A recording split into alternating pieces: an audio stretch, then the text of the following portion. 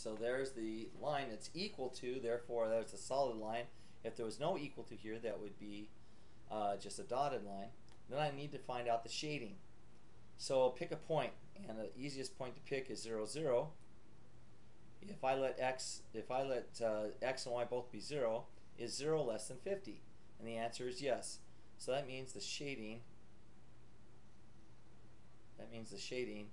is going down like so. Okay? Now let's pick another point now for this one. So let's make this one blue. So we'll go back to blue. So this inequality is going to be blue. All right.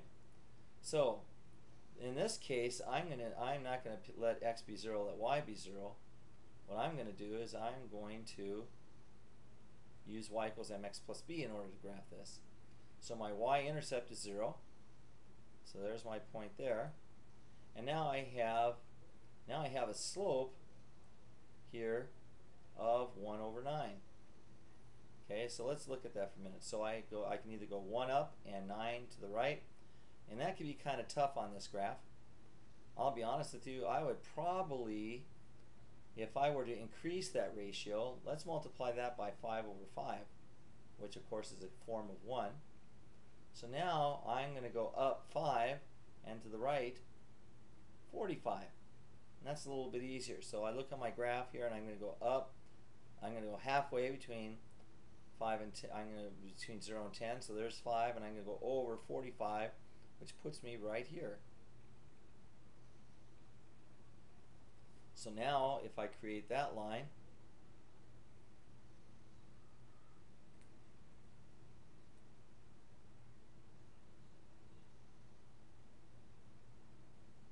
okay, so there's that line, and this is greater than, so it's shaded above. Okay, so my common shaded region then, if I were to create a common shaded region, we'll do that in yellow, then is going to be, well, that didn't turn out so well. My common shaded region is going to be, let's go back to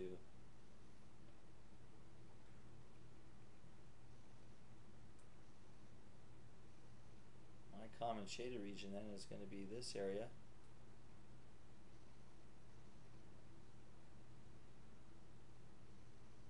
Right in here.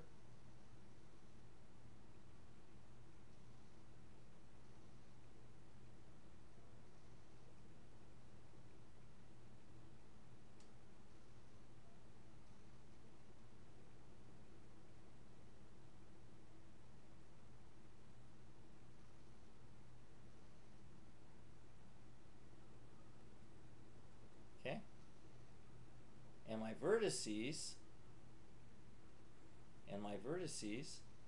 are going to be this point, and this point. Now these two are real easy. This one is simply 0, 50. This one is 0, 0.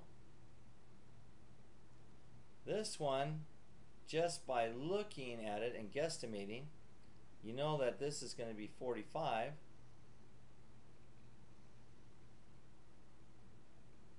And I'm thinking it's going to be 5. Okay? So now we can certainly find that out by working a system of equations. Let's move this up over here. Okay? So what are the two equations I could work with? Well, I could work with, one of the lines is x plus y equals 50. The other is y is equal to 1/9 x. And I would probably use substitution here.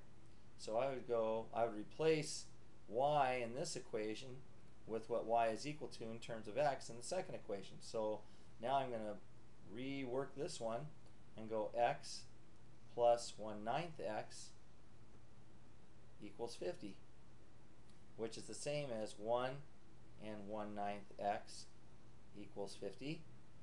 Changing this into an improper fraction, this becomes 10/9 x equals 50. And if I multiply both sides by the reciprocal of 10/9, which is 9/10,